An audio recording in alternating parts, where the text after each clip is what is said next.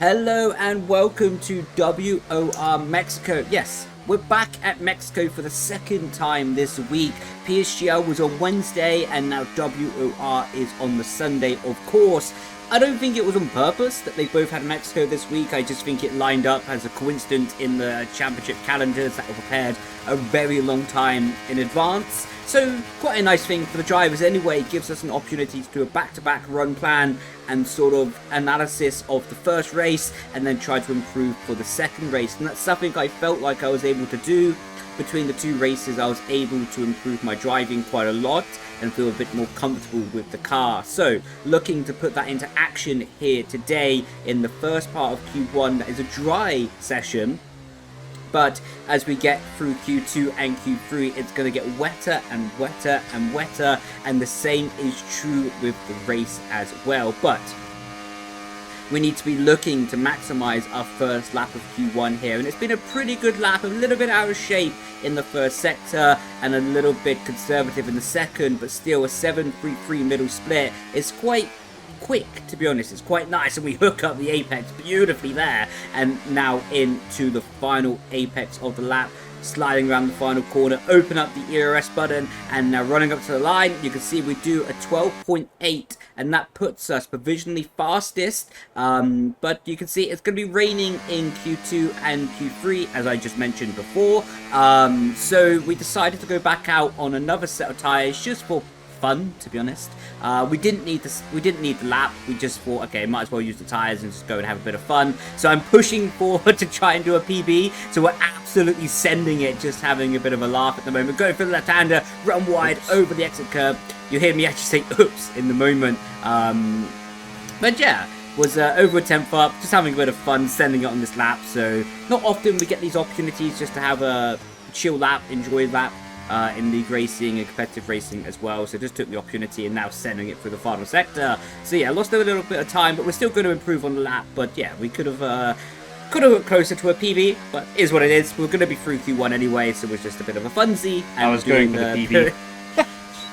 Yeah, you actually heard my live comments there. But yeah, now into Q2, and you can see it's already raining here on the out lap, so getting the lap together will be really critical. You see, I made a very decisive call here to actually sacrifice a little bit of the track development to not be part of that gaggle of cars directly ahead of us that has got Lucas Blakely, Yano, and some other cars as well. About 4 or 5 cars in the space of about 1 second of each other. So I decided to sit back and actually just try to have a bit more clear a track and not risking to have my view of the track blocked. You see Jake Ben and Schnacker Clay, let's see Benz as well. So yeah, there's 5, 6 cars involved in that little pack opening DRS, and this is really where it becomes quite difficult to try and maximize your lap time potential because it's changeable conditions. I do have a little bit of advantage that I can see the cars up ahead, so I see if they're sliding or going wide. That gives me a bit of a time to react and adjust my speed in the corner, but also they are still close enough that they are quite a big distraction.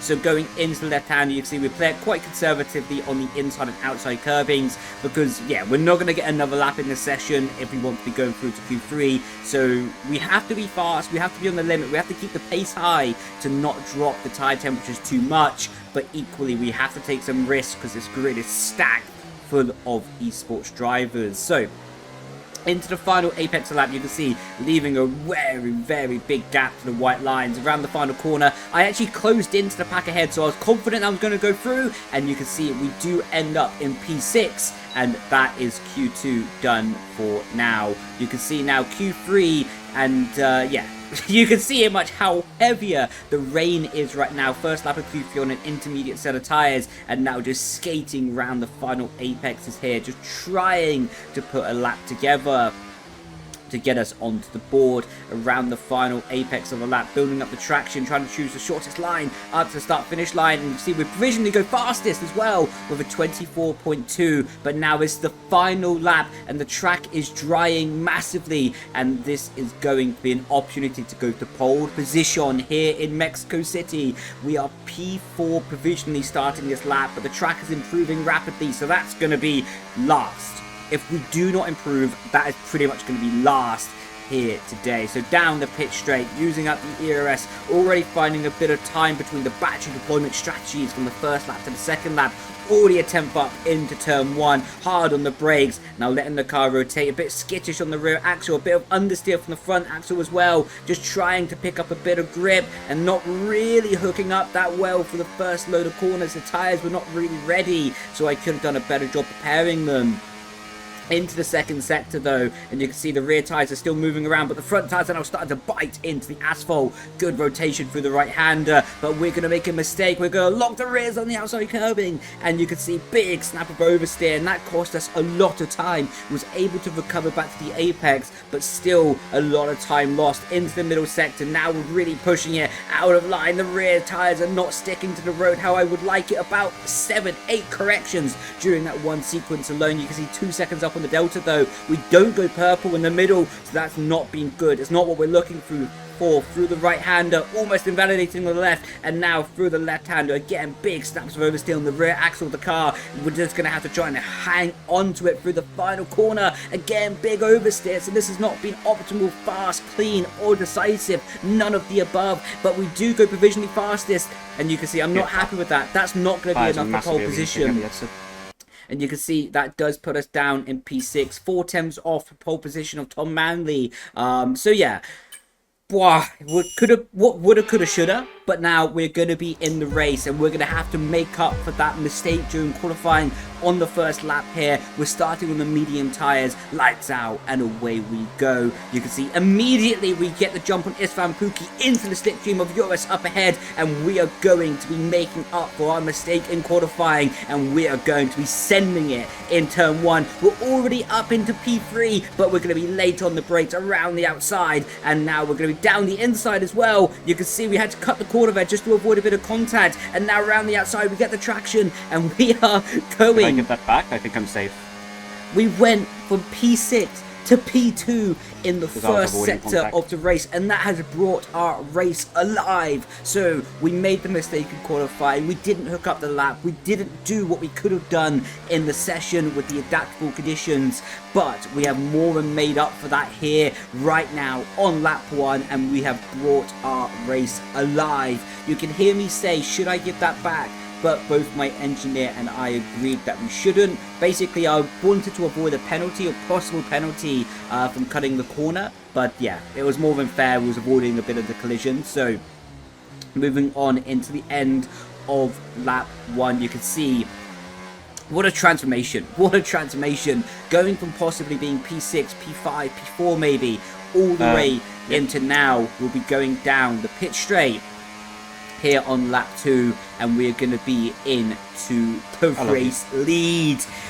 We are going to be also on lower wings compared to other people. That's something I started to work out later in the race. It was too early to make that assumption right now, but that is going to be helping us in the overtaking. We're going to make our life a bit more difficult in the intermediate conditions later on. You can see the clouds already forming over the track, and you can see Tom Manley right up behind us on the hard compound tyres. Doesn't really want to go past us, understandably, because he wants to follow us for this moment and make us overtake at the time that suits him. Lap 5, you can see he wants to go back past us this time. So we are going to let him, but you can see he pulls out from the slipstream and doesn't really gain much compared to us. We're actually faster than him at the end of the straight. We was using a little bit of overtake button, but nevertheless, we were still able to gain speed to him. So that shows how much lower of a wing value we were on. And you can see all over the back of him in the straight, and only once we turn off our battery do we start losing time to him. On the opposite end of the spectrum, you can see how much time we gain on the straight compared to him. So yeah, we are a massively lower wing compared to Tom Manley. I think the cars around us as well. So that's a compromise that we made, but definitely helped us in lap 1. Will we be looking to go to the end in the next stint? So you hear me asking if we should be going to the end on the intermediate tyres or not, and you can see 3 wide into turn 1. You can see, but this is great for us. We don't actually want to be leading the race. We want to be falling behind in P2, so then we could choose when to save our battery, save our tyres, and overtake for the race lead at the critical moment. You can see falling behind, don't want to actually overtake into the end of sector 1. Lap 8, it's starting to rain, so now we go for the track position down the inside, and you can see Tom is not really going to to be able to make a move yet. We'll be side by side into turn 1, and now we have got back into the race leading position here on lap A. You can see cars side by side as they scrap for the P2 position. I'm not too stressed about so leading, as long as we're in the top 3. In this changeable condition, because yeah, you can see now lap 9, Tom Manley actually wants to stay behind us, and normally staying behind is not optimal in the rain and the transitional conditions, but in this kind of scenario it's actually not that bad, to be honest, because you get to react to what the car ahead is doing. And just remind me of brake bias on pit entry then. You hear me saying, just remind me of brake bias on the pit entry. As I was saying, like, it actually gives you an opportunity to react to what the car ahead is doing. And on Mexico, you have such a long but you pit have straight and DRS straight as well, that even if you go one lap too long, you gain the box like 5-6 tenths just down by the straight alone. So it's not too bad if you go one lap too long in this track. You can see Tom Manning all over the back of us, but we have got 1 second to wheel though, so these medium tyres are not performing well, and Tom's hard tyres are performing extremely well as we go into the pit lane here on lap 9 of the race. Decisive call, and one that was made with my engineer Ryan, who absolutely smashed it out the park this race, as you're going to see later on in the stint as well. But going on into the intermediate tyres, we got held for no reason. We lost a few tenths there. Just keep me updated on tyre deg per lap, what we have to achieve, please. So you hear me asking my engineer, basically keep me updated on my tyre wear per lap, because if we did need to go to the end on these set of tyres, then I can start employing a tyre management strategy to try and aid my ability towards going to the end of the race as fast as possible. The slipstream is so high and so powerful on this year's game that even in the wet weather conditions, even without the DRS, it is relatively easy to follow.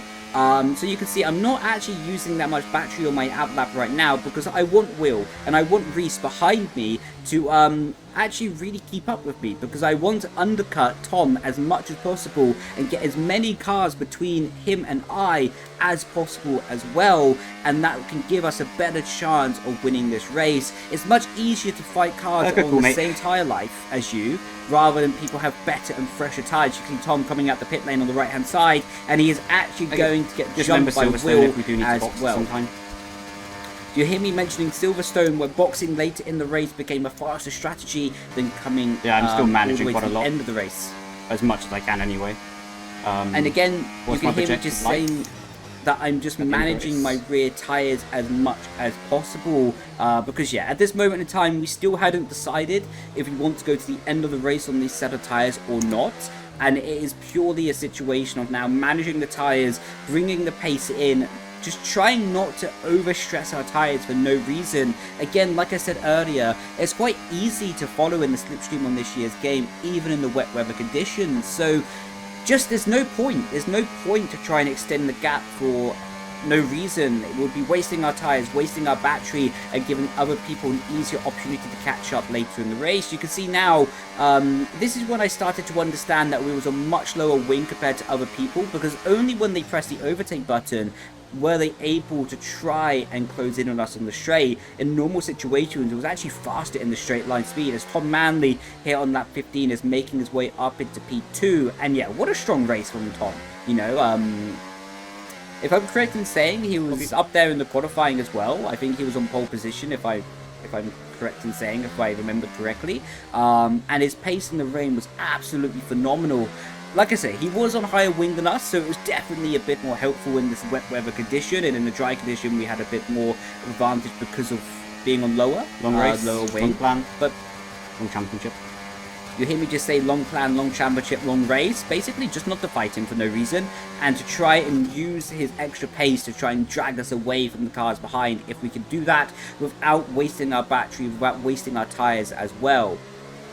But yeah, Tom was absolutely flying this race. He has been all season, all game long as well, so really top respect to him, because he's really doing a fantastic job at the moment. So now you can see lap 20, we're able to follow him in the slipstream, and we're starting to pull away from the cars behind. So my plan of following him in the slipstream and just using his pace to drag me away from other cars is really working out well in this situation. Going into this race, we had a 15-point lead in the Drivers' Championship, and Jarno at the moment is outside of the points paying position. So really, even taking a P2 in this race is what we need, what we want. Of course we desire to win, of course we dream to win as well, but it's not necessary today. We don't have to win to extend our championship lead. And on lap 20 we box as well, Ryan making another excellent call to come into the pit lane. Reese did go a lap undercutting us. How much can I push the rear more?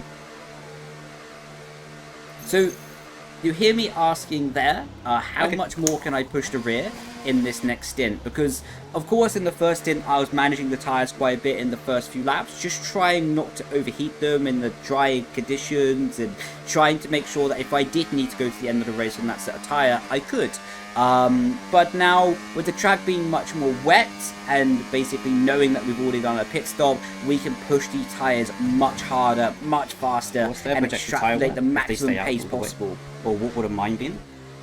You can hear me asking what would my tyre wear be if I stayed out, so I can now gain a bit more knowledge about other people's tyres and how they might be feeling towards the end of the race as well. Lap 22, 6.8 seconds behind Jarno. Lap 23, 4.9 seconds behind Jarno. So we are closing hand over fist. And now you can see 3 seconds to Jarno. Tom Manley has had a delayed response and pitted now from the race lead. So he's going to be coming out. The info of the batteries car ahead of me, please. So he's going to be coming out 2.5 seconds behind us. So remember that number, 2.5, 2.7, as he gets to the end of the straight. So of course we approached at a higher speed. Now lap 25, 2.3 seconds as we have started to catch the traffic. So we did not overheat our rear tyres. We did not overpush our rear tyres yet. We did not overstress our battery usage yet. All because we had to arrive to this traffic and fly through them. This is make or break in our race. You can see now, half a second behind Jarno, using the overtake button down the pit straight. And again, the low wing is now going to come into our favour and help us as we go down the inside. Jarno didn't really fight it. I'm sure that he could have fight it much harder if he wanted to, but he didn't. So it was very fortunate for us that was able to get past Jarno on the straight and actually gain a bit of time from the slipstream, versus Tom and Reese are now stuck behind Jarno going into the middle sector. So now it's 1.5 seconds to the cars that I'm actually racing on the same strategy, and that's going to be changing a whole complexion of the race. You can see they are still stuck behind Jarno here on lap 27, and we have already got a 1 second gap to Jarno, and now we are closing in on Julian up ahead. So this is going to be really critical. You can see we start using a lot of our overtake battery on the exit here to try and close in, but nothing doing there. We thought about sending it down the inside, to be honest, because we really had to try and make the most of these laps. But I could say already, Julian was really kind to us in this situation. He actually let us pass. So big thank you to Julian for not holding us up in this situation. You can see he actually goes to the right, and I was like, wow, okay, thank you. Because yeah, you basically even say in the race, thank you on my live commentary during the race, because yeah, I was not expecting it. It was not something we talked about before. I owe him a Malteser. As you can hear me saying, I owe him a Malteser. Yeah, it was not something we talked about before. It was not pre-planned, so he just did it in the moment. And I don't even think anyone asked him to do it either. He just did it off his own intuition. So I really appreciate that from Julian. And because of the help that he gave us and the lower wings that we have to get through the traffic as fast as possible, as we saw before, like cars got stuck behind Jarno for multiple laps, we have generated a 5.1 second gap to Tom Manley behind us, as now we're all over the back of Nicholas, and again going up the inside. Nicholas doing the one-stop strategy, trying to get to the end of the race on his intermediate tyres, starting from last place as well, if I'm correct in saying. So him and Ferrari did a really strong race trying to get this close. Only 4.1 seconds off the back of Istvan Pukki, who was leading the race and the lead person on the one-stop strategy. So he could have made my life much harder there. So yeah, they did a really fantastic job recovering from starting last. Of course, they decided to start last. They didn't just have a bad qualifying. So now, this is really where we're going to get spicy in this race. Lap 33 of 36, we are back in the lead contention here as Thomas and Isfan make contact in turn 1 and turn 2, and now we're all over the back of them. Look at the traction we're able to get with these fresher tires, and now in the slip jump, Isfan Pookie using our lower wing, using the overtake down the inside. We have a bit of a lock on the rear axle, almost sliding to the side of him, but we get it slowed down. We control the car around the outside, and now we are in to the race lead, and I was very, very happy about that. So we started 6th. We recovered into P2 on lap 1. We've done an extra pit stop, and we're able to fight through the pack and then get back into race leading position on fresher sets of tyres compared to the people around us. There's not really a chance of fastest lap, is there? The track won't dry enough, I guess. And you hear me asking about fastest lap because I want every point available. I want to maximize the day. I want to maximize the session. So yeah, you hear me ask about fastest lap, but there's no chance. The track is still too wet. But nevertheless, now on lap 36, we have built the gap to 5.7 seconds for Tom, and Tom Manley and Thomas Ronha are now starting to fight even harder, so the gap is only going to grow. But yeah, a bit of reflection on this race, and this one meant a lot to me, really, and it does mean a lot to me, actually. I'm recording this, of course, the day after, because, yeah, we had some really good results in the earlier parts of the season. We've been on the podium 100% of the time in WOR this season. So, coming across the line, we will have 2 P1s, 2 P2s, 2 P3s in this season, and, yeah, like I say, 100% podium consistency as well. So 7 seconds to P2 right now, and yeah, this race meant a lot to me in the moment. The teamwork with Ryan behind the scenes was phenomenal, so really full credit to him, and I did dedicate this race to him as well, because his work behind the scenes was just outstanding. And yeah, really felt strong in this race, really felt like we put all the pieces of the puzzle together, and was definitely my best dry qualifying pace as well. So really feel like we're going from strength to strength and really building on solid foundations to make consistent results, and that's what made it such a special race and a happy race for me. Was it wasn't a race that we fought through with like the DRS and, let's say, playing tactical. We worked super well behind the scenes together. We had phenomenal pace, we made good decisions on the wing levels, and we was able to capitalize on the right moments at the right time. And really, that's what makes it more special for me. All of those little factors added up into one big thing makes it even better. And yeah, I was looking over in the chat as well during the live stream during the race, and I could see the support constantly pouring in, and it just meant the absolute world to me. So really, thank you so much, everyone. I see the comments, I see people's support, I see what people are writing and saying, and it really means so much. So yeah, thank you for the support. After this race now, we have 38 points in the championship lead compared to Jarno Opmeer in P2 and Thomas Ronha in P3. So we are, yeah, we're chugging along quite well in this season, and now we're looking to try and get back into the championship lead during the PSGL championship as well. So we're 4 points behind Jarno in that. So this race on Wednesday with Austria, I think it is going to be also quite important. So yeah, I look forward to then. Hopefully you've enjoyed this highlights. It's been a bit longer than usual, just because how chaotic the race was. But thank you so much for watching, and I will catch you in the next video. Grazie, ciao, ciao, bye bye.